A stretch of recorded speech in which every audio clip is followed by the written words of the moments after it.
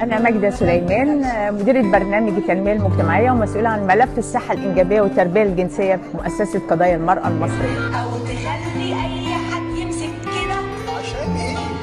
علشان ده جسمك أنت، مش من حق أي حد، مش من حق أي حد يعمل كده. كتير جدا من الأهل والأمهات والآباء يقولوا أنا ابني بيمر بحاجة تنشن، ابني ما بقتش انا راضي عنه، ابني طول الوقت قافل عليه الاوضه وبيتفرج على مواقع انا ما اعرفش ايه هي، بنتي طول الوقت لا اما ماسكه الموبايل لا اما واقفه قدامي التسريحه او بتتكلم في التليفون وبرضه ما اعرفش. ابني حتى الصغير اللي قدامي اللي عنده 6 سنين انا طول الوقت عندي رعب وهلع شديد جدا ان هو يتعرض لاي تحرش او استغلال جنسي من كتر الحوادث اللي انا بسمع عنها. احنا كاهل لازم نسال نفسنا، هل احنا فعلا بنتكلم مع اولادنا بصراحه؟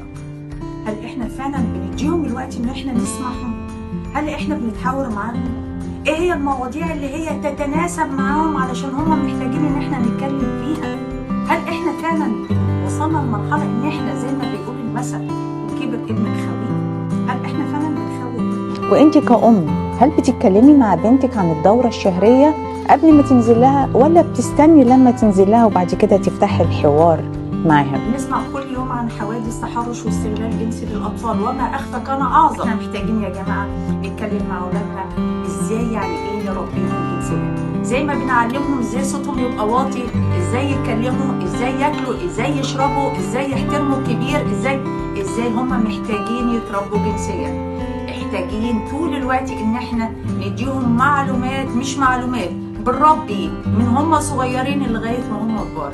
بنعلمهم ان هم صغيرين خصوصيه جسمهم. ايه ده؟ هو انا هتكلم مع ابني ولا بنتي ولا الصغير دوت عن تربيه جنسيه؟ ايوه نتكلم معاهم. الاقي ان انا ادي ادوات ومهارات لاولادي واسيبهم هم يحموا نفسهم. يا جماعه 90 ولا 99% من التحرشات والاستغلال الجنسي للاطفال اللي بتحصل لهم من الناس القريبين، الناس اللي هم بيثقوا فيهم، الناس اللي تقريبا بيتعاملوا معاهم 24 ساعه بشكل يومي. بس هل ينفع ان احنا نحب في المرحله ديت اللي احنا دايما بنقول عليها ده حب مراهقه؟ الحب اللي بيجي سريع بينتهي بسرعه. الحب يا جماعه مسؤوليه. هل احنا جاهزين ان احنا نحب ونختار؟ انا ما بعرفش اتكلم، يعني ايه هتكلم في تحرش جنسي؟ لا احنا مش هنتكلم في تحرش جنسي، انت هتتكلمي في تربيه جنسيه، والتربيه الجنسيه يعني فيها قيم ومبادئ واخلاق وحاجات انت بتربيها لابنك او بنتك طول الوقت علشان هي دي الحياه. يا جماعه مرنوا ولادكم ان هو يقول صوت عالي لا. وحد قال لي تعالى اطلع البيت وهو ما عندوش اي حد ما يطلعش اقول لا. بناتنا يا جماعة بتبقى جواهم مشاعر متلخبطة وأسئلة كتير بيحتاجوا حد قريب منهم.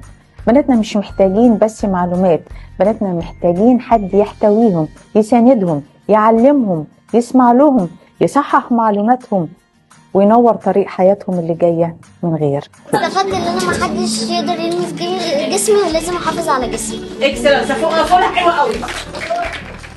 وما تنسوش اي حاجه احنا اتعلمناها النهارده. خلاص؟ مبسوط. تيجي نقول الشعار ال5 كلمات. اول الف ايه؟ اقرا.